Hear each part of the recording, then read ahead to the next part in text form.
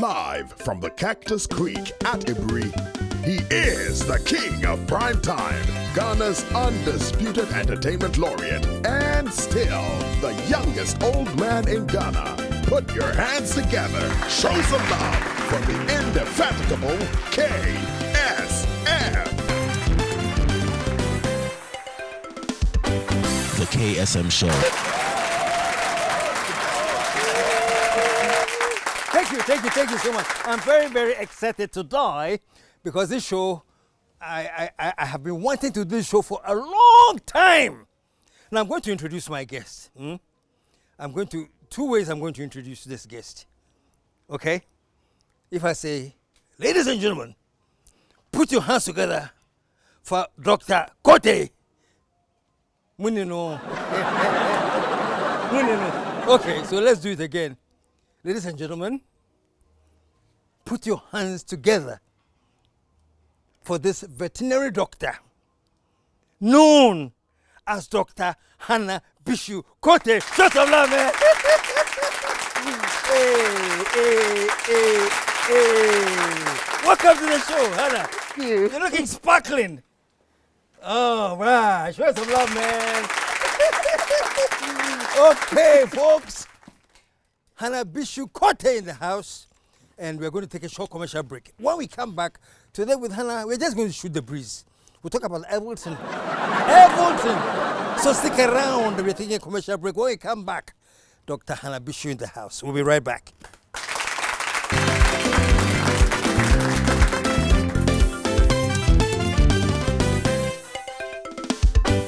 The KSM Show.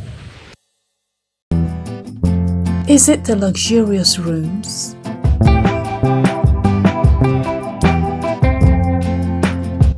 Or the serene green surroundings? Is it the tempting swimming pool?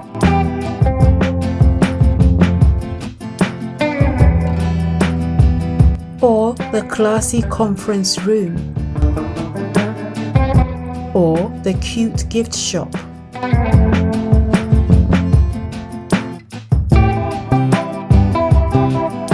Maybe it's our chef's array of cooking delights. Whichever way, it's all about Cactus Creek. A most respected hotel. 055 039 5007.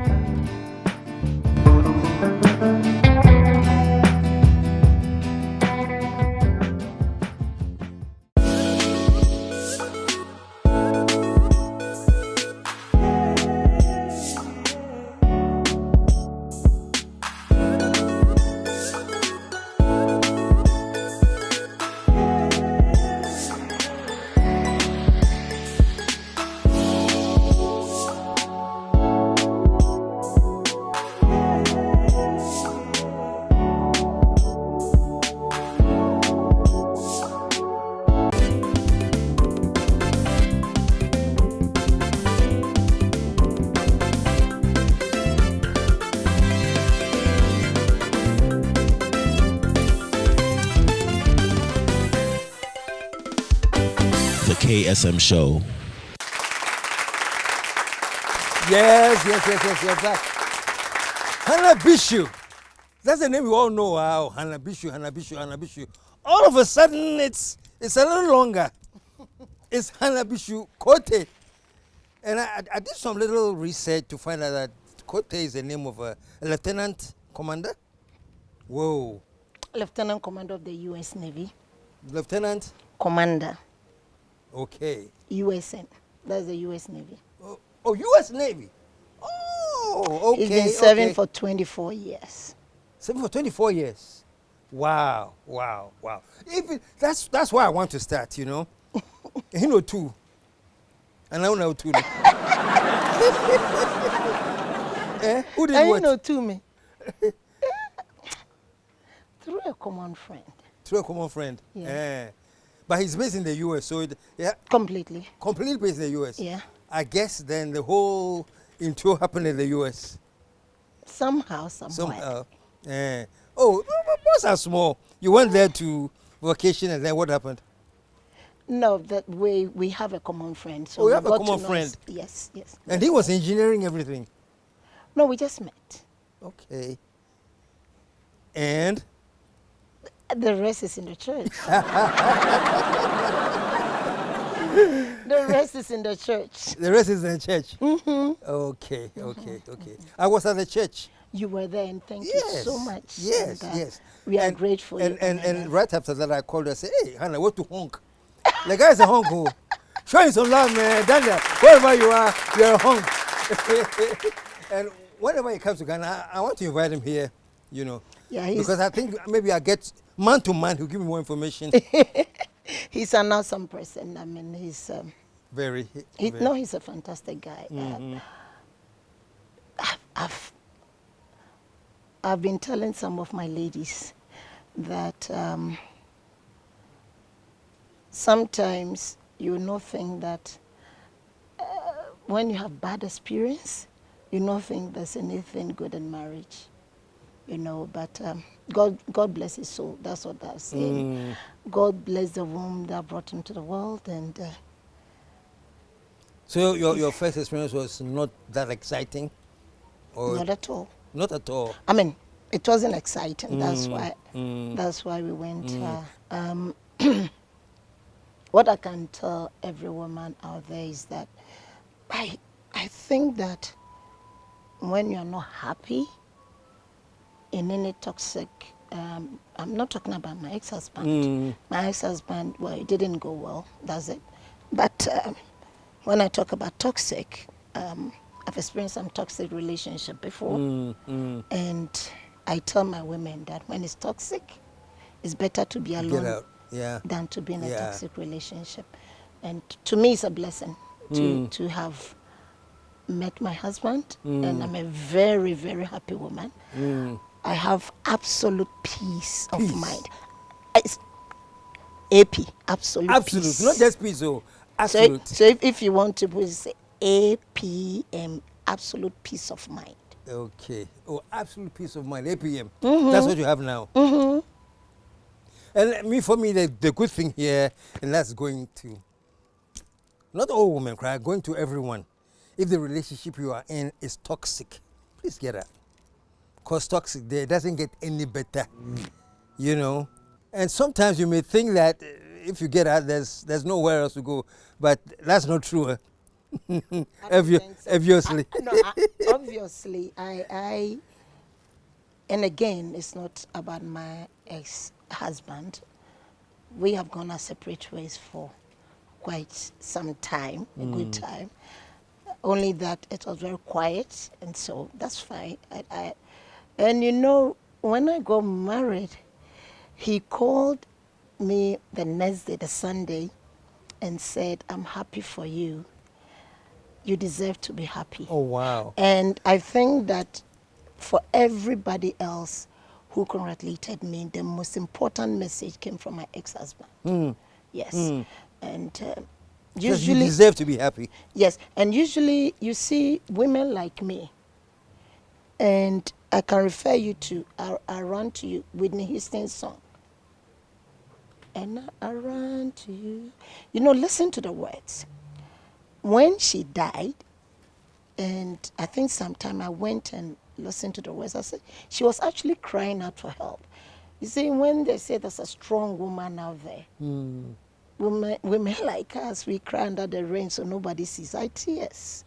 And so everybody else is good and you are not because you're a strong woman. But it doesn't deter some of us. I'm who God made me to be, and I will be what God says I will be. So I'm never deterred. I'm never discouraged in life, and I look always up to Him. And so I've had some very ugly experience, and I'm sure that one day, I'll use that as a way to encourage other young women, you know, to encourage women in general, and let women know that we are not defined by our relationship.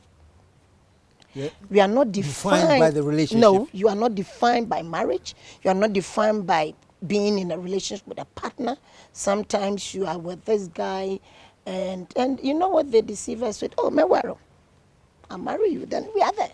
So it looks like, then this person has about 15 women, and they disappear and appear when they want.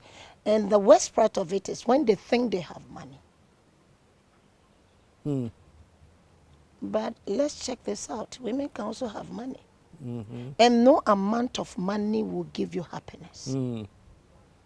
None. And so I think that as a woman, and for every woman, you should not be defined by relationship. So you do not force yourself and be where you are not happy. It kills. You think part of the pressure, especially of women to get married, is because they want to be defined by a relationship in a way? It's society. We keep saying, oh, when you wedding fear saying, oni kunu, wedding fear saying, oni ba. Just like sometimes in a marriage, maybe the man is the one who has a problem. Near their because it's a societal thing. And so women get out there and we want to get married. There's this video of a wedding when the bride was throwing her in the flower. The men were running, they went into the pool. And the women were, trampling over each other to get the flowers. Take the flowers. The men were escaping from the flowers. But I mean, that is the other aspect of it. But I think that sometimes, I wouldn't say all the time, but sometimes some women get into marriage under pressure. And for we women, even most women, yes, I don't have the statistics. Exactly, like we can say most, especially in our society, and then they are in abusive relationship. Some men will just take a woman, put the woman in a house, and either be paying rent or it's a house that he has, and then give the woman. Then he disappears. Goes around and roam, appears when he wants. The woman can't say anything. The woman can go for months, we not see that man. And I mean, then she's there. Unhappy. She'll be dying slowly. Why do you think that is? For example, some women seem to be comfortable in that situation. Are they really comfortable in it? Is it what society is putting on them that no matter what, stay in? Because that is how marriage is supposed to be. Men will always cheat. Men will find other women. So, don't complain. Is that what's going on? I think that some women, that's one also be, some of them actually don't have any way out, so you can have a man, he's in a relationship with you, then you put you in this house, you cross the street, the next house is another woman that he has children with, so the woman thinks that you are his political friend, and then you also think that woman is his sister or something. Then you find out that, then you start counting. There's a number 1, there's a number 2, there's a number 3, there's a number 4. Then you're like, okay, but then this woman doesn't have anywhere to go. Some of us, the women, and I say us because I'm part of the women, I think that is by sheer grace and by the help of God that some of us are where we are today. It's not by my might, it's not by my power, it's not by my wisdom or anything. It's purely grace and mercy of God. And so some of my sisters, because of probably what she can get, because some of these men, they'll keep the woman in such a way that she will have no access to any means of livelihood. Except what he provides? Except what he provides. Let me tell you, if you should put womenometer, this is my own terminology, womenometer. Womenometer? To measure women. As for this one, is dictionary according to United States of Attachment. Put your hands together for womenometer. So if you put manometer, if you should throw it in Ghana, you find quite a good number of my sisters, and I deem every Ghanaian woman as my sister. My sisters who are in the situation that I'm describing. And so the only thing I'll tell all women out there is that as a woman, have your head high, shoulders, head up, shoulders high, and then be proud of what God has made you. There's something that if you should talk to my husband, you tell you, I have my sister Marian Kwesin Odonko, and she's in Germany. She's a fantastic woman. And the husband, also Jimmy Rasco, they came for the wedding with their 3 children. She was dancing like no woman's business. She was part of my mate, you know. And we would tell you, you know, when sometimes for relationships where you don't have where to go, you totally depend on the man, then you are doomed. But hey, if you're able to say that, yes, I can make it, you have your head up, your shoulders high, and you say, look, I'm stepping out there, and I'll be free. You can make it. Yes, you can. It's better to be alive than to be dead. It's better to be alive than to be mad. Now, go to the psychiatric hospitals and look for a lot of these women who are there. It will be because of a man, because of relationship. So for me, Marian will call me an angel without wings. An angel without wings. And my husband, as for my husband, somebody said because he's my husband. But you see, my character out is like day and night when it comes to my home. I respect my husband. It doesn't mean that I respect men in general. Back home, I love to serve my husband. You think that is the duty of every woman? It doesn't matter if I were the president of Ghana today. You serve your I'll man. still serve my husband. Because that it's my duty. And I'm his helpmate. He's not my servant.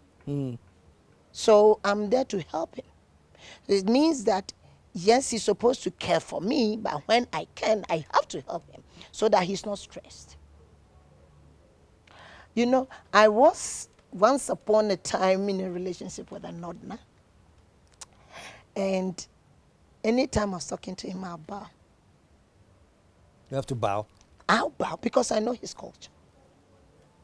I'll go down and I'll bow and I'll talk to him. I never disrespect him. I never even talk back. And then... And it's something you're doing. It's me. That's you. It's me. I love to serve my husband. I love to serve. I don't see why he should be washing dishes. I want to be in the kitchen, prepare food, serve him, clear the table, wash dishes. We sit down, we watch TV together. I want to make sure he's good. If you have a husband who loves cooking, and said we do it every together. Friday, I want to cook for you. Stay in the bedroom. That's a treat. That's a treat. Yeah, okay. But I shouldn't see that as a duty, you know. I can't be there and say, okay, my husband has to go. Okay. You have to take the trash out. That's or a you treat. Have to, yeah, I mean, it's a treat. But I want to be me. I don't want him to take over my duties. That one, the main penny. When I see in the kitchen, yeah, my husband is good in preparing coffee, actually. And, that's that America. They don't joke with their coffee. Yes. Your body be the coffee mate in the liquid ones in him. Early morning, I'll prepare coffee. Yes. I know they made me and me, yeah, yet. The United States of Attachment, me a cow, no more quiet chin.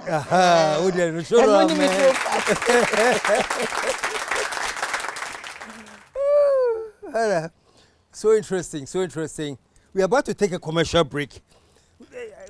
I'm meeting a very, very different face of Hanna now, you know. Hanna who will willfully be Is the word correct for me to say willfully a submissive wife? Or I don't want to say submissive, but if that is submissive and it's me, is you? that is me. Me. If you come and you meet me home, you don't think I'm the one. Really? That is this me. firebrand, Hannah. And my husband is my boss. I remember my boy asked, he said, when he said, Daddy, are you mommy's boss? Then he said, kind of, I thought mommy is a boss. And I said, no, out there, but here, and daddy is a boss. Me, Well. no, and I'll not talk back to my husband. I don't do it. I don't. No, I don't. And that's why I'm saying that, look, for me, the best congratulatory message came from my ex-husband. And wherever he is, I salute him. I respect him. Things didn't go the way it should have. But, for him, that's it. We talk when we have to, and we take whatever we need to decide together about our child, we do. And so that's it. But for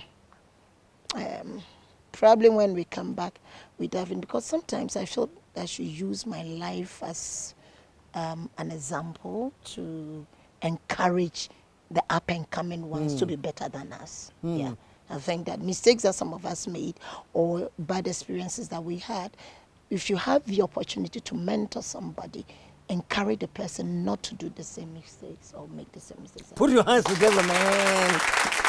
You're in the house, Shooting the Breeze with Hanna Bisiw-Kotei. And you heard her, so I don't need to say anything else. But we'll take a short commercial break. When we come back, there are other faces of Hanna that we want to see. Stick around. We'll be right back.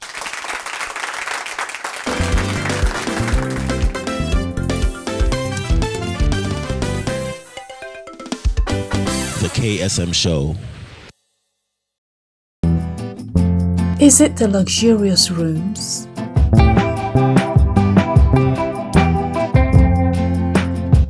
Or the serene green surroundings? Is it the tempting swimming pool?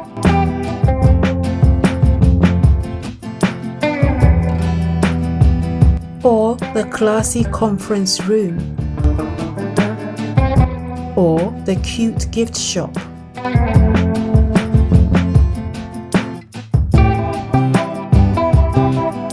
Maybe it's our chef's array of cooking delights. Whichever way, it's all about Cactus Creek. A most respected hotel. 055 039 5007.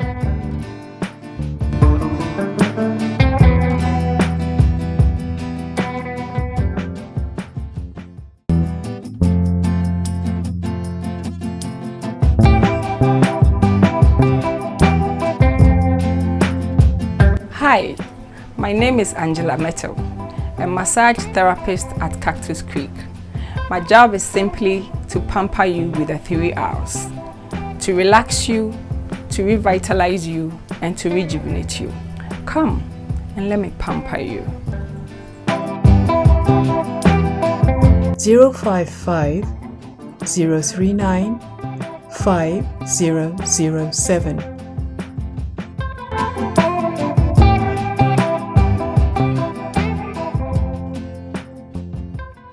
Most of you are loving my jacket. Mr. Sao, I am if rough.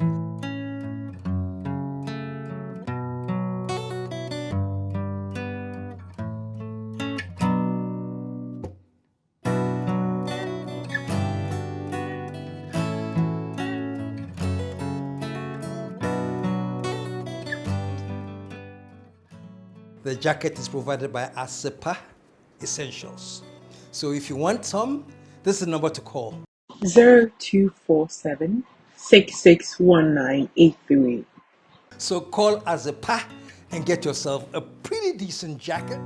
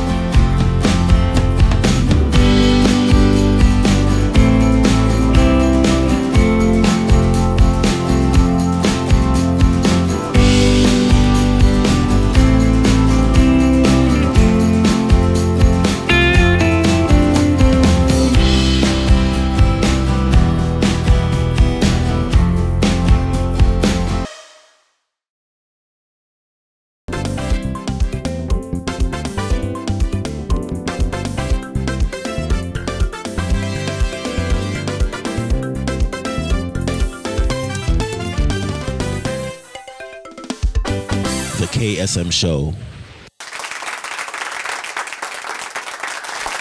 We're back, and I'm hanging out with Dr. Hanna Bisiw-Kotei. And the man there, Daniel Kotei. Yes, Lieutenant Commander. Hey, Daniel my money Kotei. here. Lieutenant Commander Daniel Kotei of the U.S. Navy. 24 years. 24 years in the U.S. Navy. When you come to Ghana, I want you on this show, man. You need to cool. Don't go anywhere else. Come right here so we can talk to the man who captured her heart. So I'm getting very, very excited in this thing. We'll talk about so many other things, but I want to say on this drill, just for another 10 minutes or less, this aspect about you believe that in a marriage, the woman has to serve, is that the word? Serve the husband, honor him, obey him? Yeah, I think that for me, I first give. You give? Yeah, I'll be the woman. Okay. I'll be me, and I expect the man to be the man. I expect you to love me, respect me, treat me like a woman, and I will be the angel you want. Because our first will do that. There's something even about, and that's just passing, and I'll just say this. When I got married, after our wedding, we went to my ex-husband's family. We went to see his mom because he's not doing well, so we went to visit her. And the sisters were like, why did you do this? We didn't know you. I said, we've been gone our separate ways in court for so many years now. Wow. They didn't know. They said, no, so they were troubling my husband and said, look, if we knew, we would have come. We would have come to beg her, not to marry. But we had fun in the house. That is how it is. Because whenever you are in a relationship, and it's not even just married. When I'm in a relationship, if I come into a man's life, his relationship or how he used to live with his family should be better. Should be better. Exactly, because I'm his helpmate. So if he wasn't visiting, if he wasn't calling, if he wasn't taking care, I have to step in for him. So that man will be honored. Because if not, I understand that when they say women should have covering in the Bible, it's not about scarf. It's not about scarf. No, it's the man who is your covering. So if your man is dishonored, then there's no covering. You understand? And I do relate very well with my husband's family, and even with my ex-husband, we do relate well. And we had good time as a family, because I feel that you always have to fill in the space for your husband, that once a bad man worry, no worry, the dressing should be different. So it can't be that I'm in a relationship or I'm in a marriage and you are enjoying, the mother is suffering, the sister is suffering. No. A family took care of that man and a family took care of me. So my husband will take care of my family. In fact, I remind him, have you called your mother-in-law? It's a birthday, have you called her? Have you sent her something? I also have to make sure that my mother-in-law, my father-in-law, they're okay. But my husband's parents, they're retired, they've come, they are here in Ghana, so every now and then I'll call them, and so they can have that relationship, because I belong to a family, he also belongs to a family. Let me ask this, because your persona out there is very feisty. I've heard people call you Yasanto of Ghana. At one point where I say you are the woman king. You have the image you carry is that of a very feisty, no nonsense woman. You can't mess with this, And then on the other hand, we are seeing a very tame, laid back, understanding Hanna Bisiw-Kotei. Let me add that one. Okay, So this is all part of the upbringing. What was your upbringing like? I mean, were you brought up to? that's why I'm saying that is God, because I grew up in Cuba in a boarding school. So me, I'm just the workmanship of God. I'm just a product of the help of God. So I left home when I didn't even have breast. I'm in from Pombo boy. So I was just a little girl. And I came back So you home grew up as a in woman. Cuba? Where were you born? Yes, I grew up in Cuba. I went to Cuba in 86. Okay. Now I'm not from Boboy. So that time, if you saw me from first, say, oh, Bema be neighbor, no me be, I say, oh, hey, you're bad. See that? Oops. Good. I made a mistake. You say, he can come. Hey, you boy, come on. Like I say, oh, girl, boy. But, you see, I asked somebody a question. Somebody said that. I think the person was talking to my husband, and my husband said, my wife, many a thing. I know this in my family. Mempe sisi. Mempe, like, and I don't know how to keep things in me. And I hate to be a hypocrite. If I ever do, then it's unintentional. Because if I'm a hypocrite and I lie to you, I make you happy, because I tell what you want to hear, then I make God unhappy. I'll make you unhappy and make God happy. But I ask a question. Will you say that a pathologist keeps opening up people in his house when he goes home? Will you say that the teacher, when he or she gets home, they take a blackboard with a chalk and start writing and teaching, because that's the job they do? Will you say that the gynecologist, when he gets home, every woman in the house, they say, go and lie down, let him come examine because I'm a gynecologist? Will a surgeon be opening up people in some? No. So we work. I'm a very principled person. And at home, I'm principled. In my house, you don't enter with shoes. For years. You see all these COVID measures? The only thing that used not to happen in my house is face mask. Wow. They were all enforced there. Enforced for years. Sanitizer, this, wash your hands. You count money, wash your hands. You open gate, come wash your hands. Something falls on the ground, you pick. I am a time, because I'm a veterinary doctor. Okay, I'm a veterinary surgeon. I did lab. I love lab. And I've seen very clean food that has E. coli. E. coli is from feces. Okay, and typhoid is also from feces. So for me, walking outside and picking the particles, the dog poop and what have you, and you bringing it into the house, no way there be infant. You be the who. My door in entrance, you know they enter. Plus shoe, You go come out your shoe. You go come out, if no, make you stay outside. Respectfully, I'll serve you. I'll do anything I have to do. And for me, when a guest comes to my home, I honor you. If my husband has guests, I serve them. I do that myself, so that they will respect my husband. So for me, I'm principled. So there are certain things that I'll still keep. So basically, when you go home, you are the wife. You won't take your what's the job cry? NDC woman organizer. Would you fear when you're woman organizer? You are obedient. No, number it's me woman organizer or Hanna Bisiw. I see. So you cannot go and be woman organizer in the house. Because politics is very hectic. That's not what he married. No, he married Hanna Bisiw. You know, politics is very hectic. It's very stressful.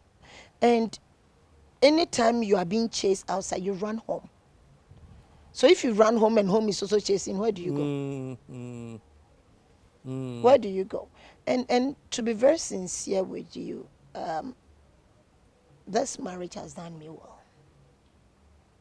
It's added a lot of extra peace of mind, and because that's why I'm saying that to be in a bad relationship is better you alone. It's always good to have a partner.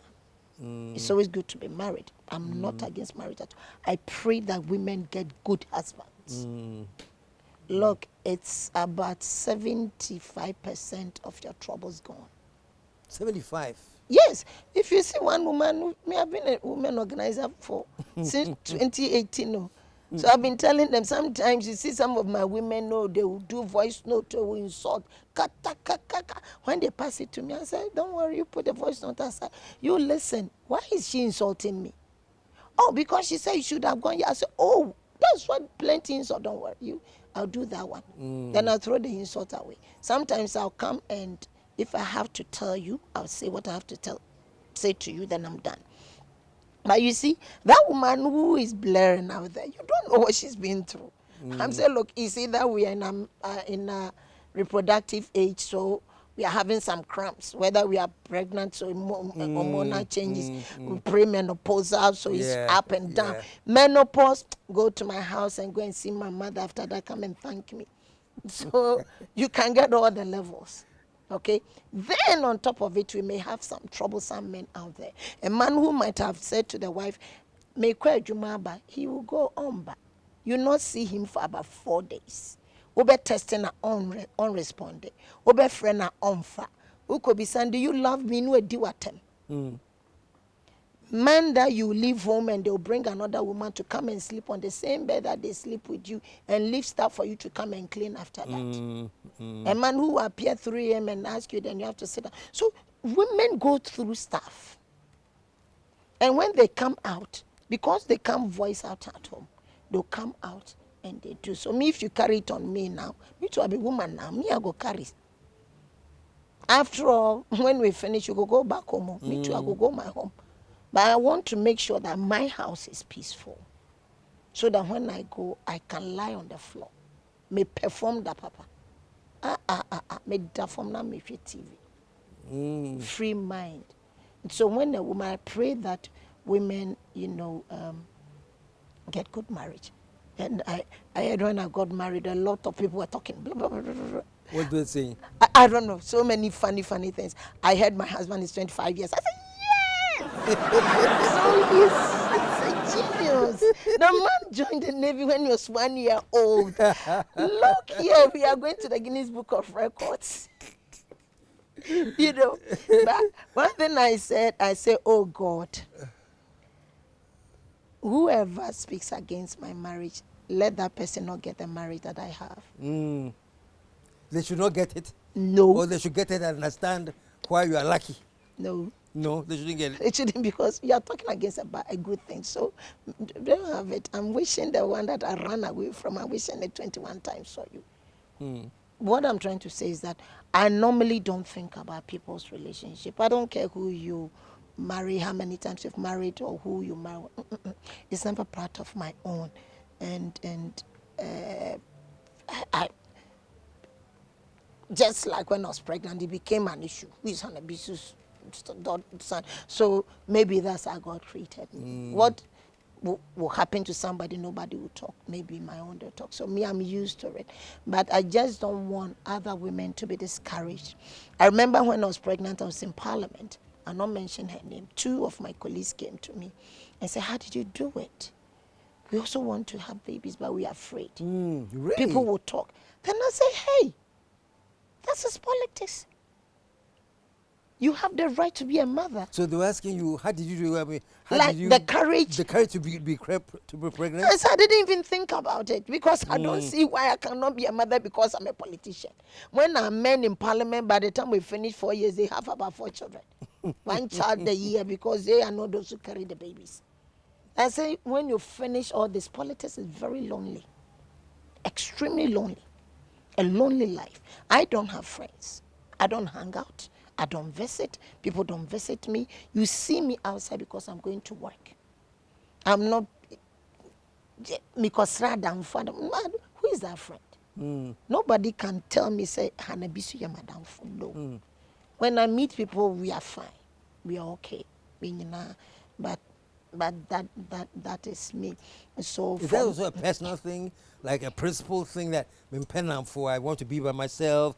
I don't encourage mixing up with people. Is that something that? I don't think I did it intentional, but I think that is me. That is me, because usually too many, you not catch me at a pub. You not catch me at a nightclub. If I don't have anything to do at a party, menko. Their programs, if I don't have anything to do, menko, I'll stay home. And sometimes I can stay indoors without opening my door to the yard of my compound of my house. How do you balance that? Because as a politician, obi to anybody in cry, they want you there. That one I'll go. That one you go? Yes. After I go, I dance and I finish, I'm back Come home. back home. Or sometimes, I remember once upon a time when I was in some kind of bad situation, you know, I could just jump in the car around 10 p.m. and drive for about 1 hour. Just play music. Driving? Just all driving. by yourself? All by myself at night. And going where? I had one route that I used because the police, you always see the police, so I just go stop in front of a particular pharmacy and listen to music and come back home, stay in my car for about 1 hour or so, go back, open my door. If you want to cry, you cry. If you don't want to cry, you sleep. At the end of the day, it's you and God.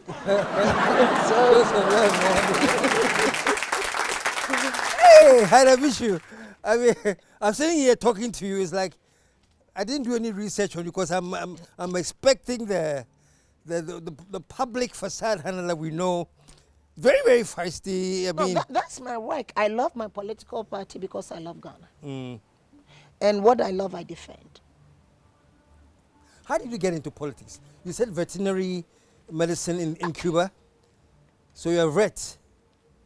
And I was actively practicing until I was Really? appointed, yes. You like animals enough to... I love them. And you see, every vet has a lot of compassion for human beings. For human beings. Yeah, because you need to feel for the animal to understand their pain.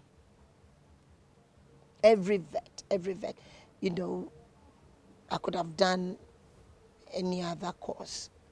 I chose vet. Because from when I was in 7th grade, I had a little kitten, some kitten, it maybe 2 days old, it was missing somewhere. Then I picked it, fed it, and it became big. It used to sleep at my back. Then our guys will come for the cat, send it up, and they will play with it. After 2 days, they'll bring the cat. One day, my cat went and never came back. I went and asked them, they said I had eaten the cat. I got traumatized. Ever since, I don't want to live with the cat. So you haven't lived with the cat since? No. So I love the dogs and stuff. But if you ask me, how did I get into politics? I don't even know. You don't know how you got into politics? No. It's just the passion. It's just the love for my party. And work, sort of recruit. You know, I love a lot of recruit jobs. What was your entry point into politics? You know, in Cuba, we're always active one way or the other. Because life itself is political. And so I was part of the 31st December Women's Movement. And as a child, I mean, in Cuba so we do a little contributions, we buy size books and pencils for the KGs or the then 31st. And then my mom, and we and the Rollinses come way back from the 70s. And the soldiers who come to Akomadan where my mom used to be. They used to call my mom, they still call her Auntie Clinic because she's a retired midwife, but she's a good farmer. So when Akomadan and NDC, throughout all the era, the coup, the Jiwa coup and everything, we were there. My first slap that I got was when Dr. Hilary Liman came to Akomadan. Na me kohwe bi na police ni bo bomasuma many teacher. You know, but so from that point, you know, and the lo and behold, I went to Cuba. And this I must say here, that the letter that sent me to Cuba, I know I was home one morning, and my uncle came with a letter from our former First Lady, Mrs. Kunedu Ajima Rollins, said that I should come to Accra. I said I was going to Cuba. So I came and sat for the exams I passed, and I went. So when I came back, no, I kind of was with them. I call her mommy and I call President Rollins daddy, you know, up and down. So I go, at a certain point in time, I was working in his office, but I was always like a daughter. You know, whatever I was doing, it was like a daughter. At a point in time, I was a vet. And I heard all the funny stories. People say that I killed their dogs. I said that stop misbehaving. Don't jump politics because I'm like a child to them because we are not coming just this NDC time. It's from the PNDC. The time they had the curfew. You were there. Oh, the soldiers will come from the castle to Akumanda. They'll come and then we take food and stuff so they could come, you know. And let me show my papa. Whenever, anytime they came to our place, discipline. Oh, so bad because we are afraid of these guys. Then they will let you do Adanko. Hey. You know, I never thought I'd marry a military officer. You know, so that was it. So I think I came back home. I actually came home 2001. And I didn't understand why people were insulting the NDC. I was in Kumasi, I was fighting. I'll take trot. I always had this muffler around me. And you know, NDC had just come out of office. I never lived my daddy's regime. Because I went 86, that was, you know, so I never lived this regime. And I came back home and I thought that he had done so well, not that he had done so well. So why were they insulting the NDC? I'll be fighting. If I saw somebody selling only MPP flags, I'll go and didn't to NDC. So as if it was my right as a person.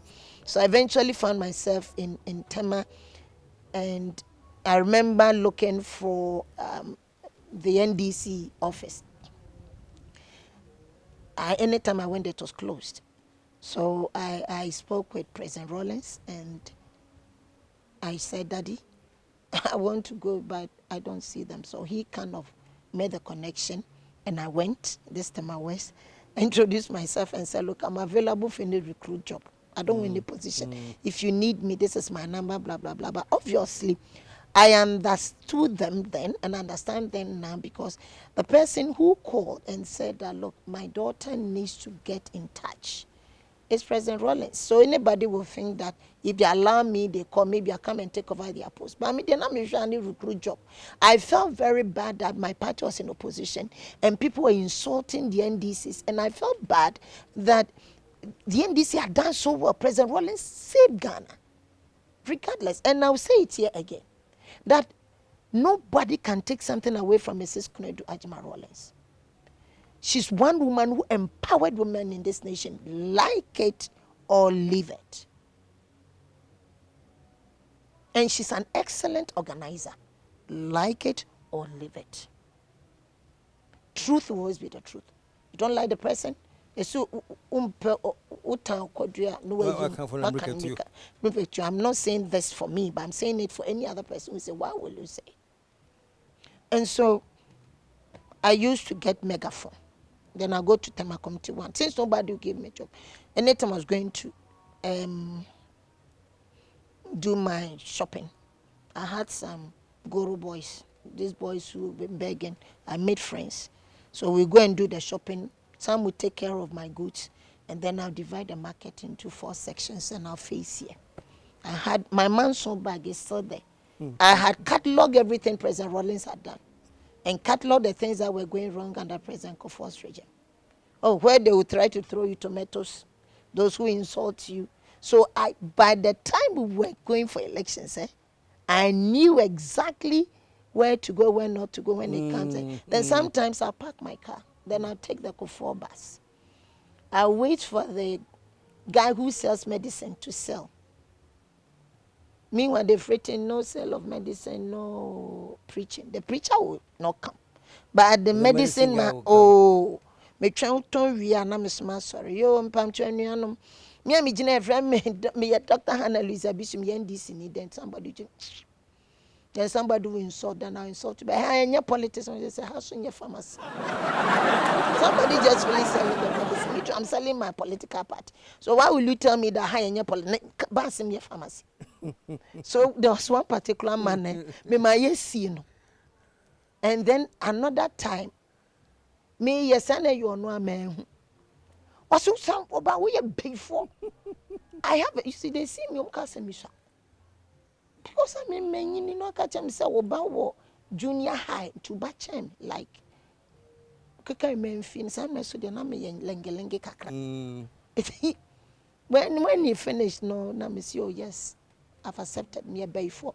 So I don't have peace at my. That's why I pay 70 pesos to get peace from Tema to Accra. I not let you trouble my peace. If you don't, I say, Papa driver, why my name is for? When we get to Accra, I report you. They made him to get down. So he got down? Oh, yes, in the middle of, because you not let me talk about NDC. He has finished selling his drugs, so he should also get down. If not, then I'll so talk you're about actually campaigning in buses? In buses, in trotro, taxi ranks, the Accra Mall. If some of them I say, I'll drop me, do one, I'm I could convince them to start a year flight. So what do you go and tell them? Oh, those days, I used to say all the good things President Rawlings did from 81 when he came and how he gave birth to the Fourth Republic as a military man, how he allowed democracy to flow and the kind of good things he did. You can't take it away from him. And the kind of things that were happening, you know, President Kufuor campaigned with a gallon. That and Chine, me my Ghana. And Chine cried to me, no, he's my 18 years old boyfriend. You know, he's my President Kufuor is my boyfriend. Yeah, he's my 18 years old boyfriend. He doesn't grace 18. But you know, he wept on the stage. I wasn't in Ghana, but I saw the video. I see in Ghana, poor child, in Chine. But then he came and then in Chine was not booing on mine. Trot, I'll take the front seat. And I had so many trot boyfriends. Omuya me lie, sir, na my number. My number. And because once I convince the driver, I'm done. When I get down, they'll turn into then radio gold. And passengers will be listening. I'll take another one. Destination nowhere. I wake up to about 5:30 the day that I choose to go out and campaign. I'll go and take another bus, go to time and come to so there's pick a my car party and go. officially know about it, or it's something you just do because... No, I was just doing it. That time I didn't even know where our headquarters was. I only knew the constituency office. But you were just campaigning for the party. Exactly. You know, when you're with your mother in the house and she cooks for you, when she falls sick, that is when she needs you most. You have to serve her. I mean, that's how I see my party. Finish. We're in opposition. That's why I took the National Men's Organization. The NDC needs me more now than it will ever need me. So why will you abandon the party? And me, I was a polling agent. To me, I bought my small boy, some libida. You slap. And that is how people confuse that. And say, oh, no. You don't cheat me. Don't oppress me. Don't threaten me. Who know when I made the catch and say, why, yes, yeah. Some made me car palm of Africa. Oh, you told me that you crashed me on the road. A deputy minister member of parliament. Me share on the highway and I'm the mechanic facing. No Koshe Bush. But you know, no facing. Yes. So by crashing. Then he went and reported to the police. The military came to my house. 22. I said, you people were there when I was threatened. So I only offered myself for him to crash me. And then he chose to go into the bush. I didn't push him there.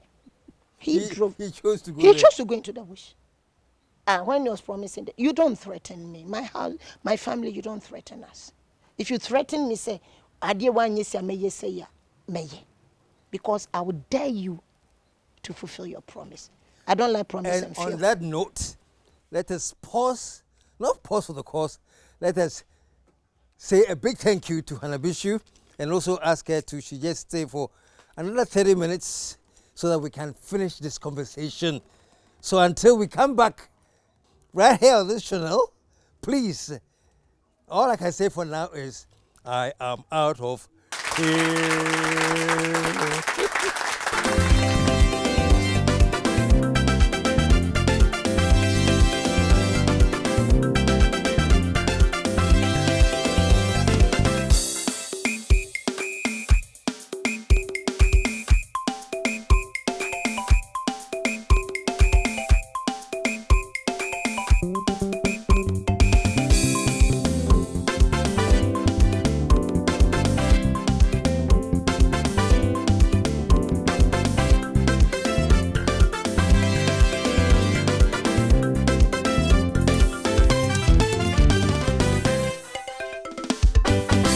KSM Show.